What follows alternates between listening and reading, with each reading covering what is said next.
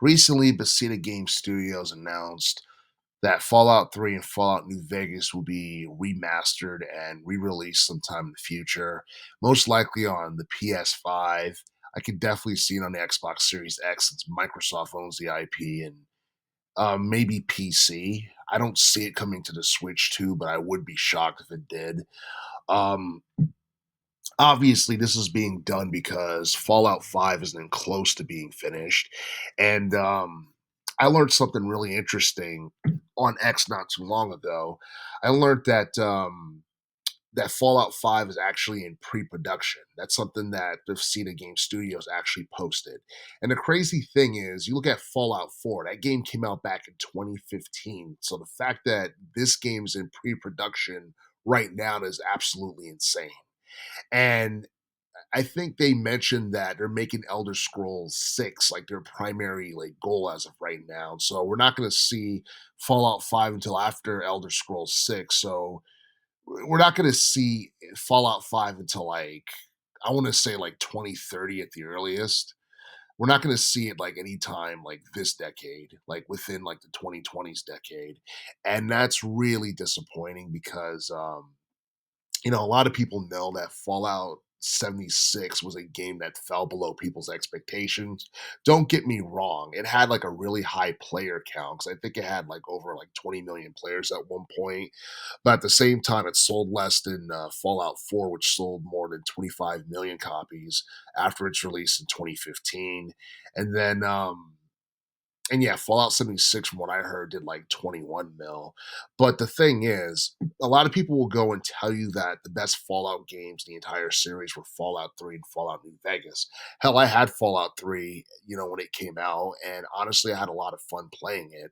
My boy had Fallout New Vegas and Fallout 3, and he said New Vegas was probably the best game in the entire entry in the entire series. And honestly, I feel like for the most part, like the series started to like take a dip in terms of popularity after New Vegas, even though like Fallout 4 is actually a pretty cool game.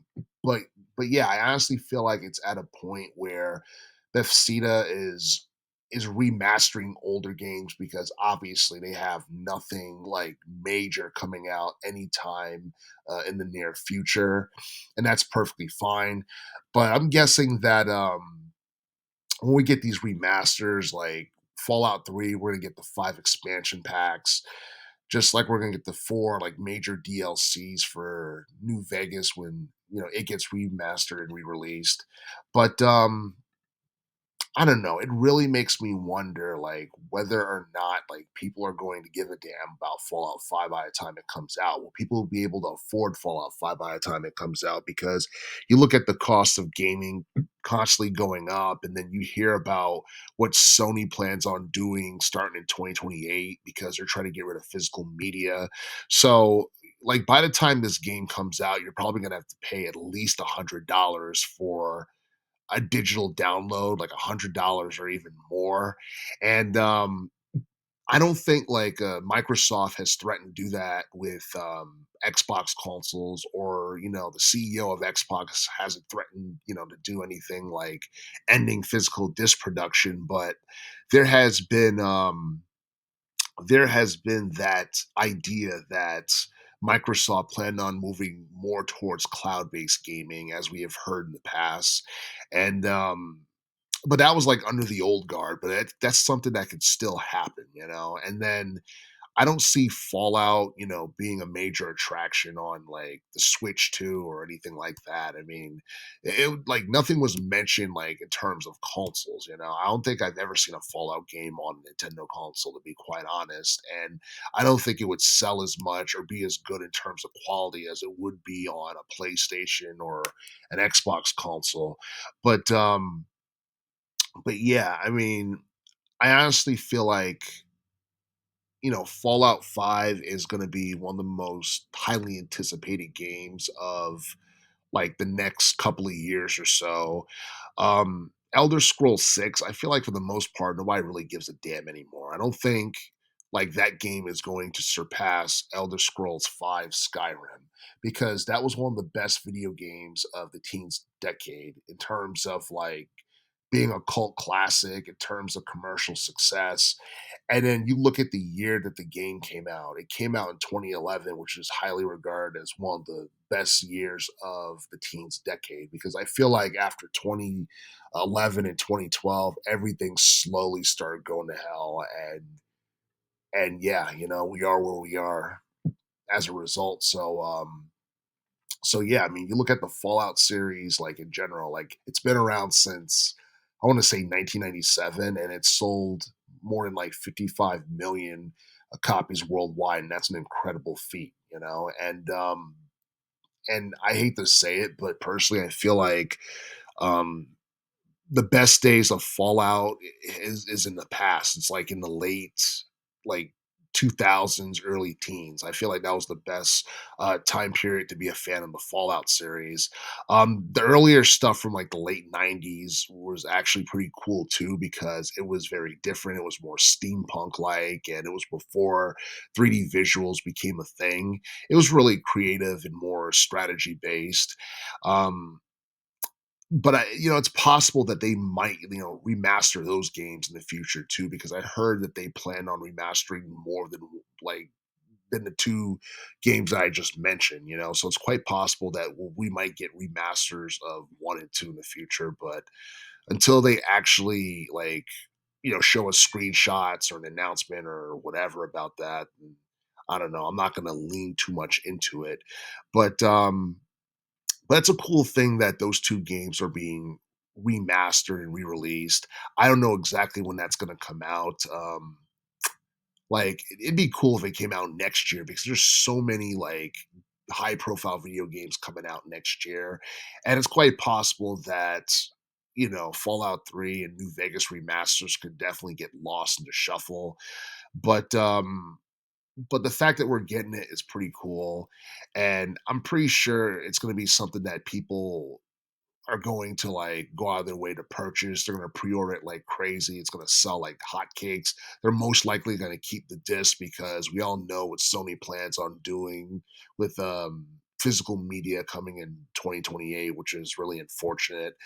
Um, and yeah, I think at this point, Bethesda should just continue like remaking classics, trying to make as much money off of those games as they possibly can.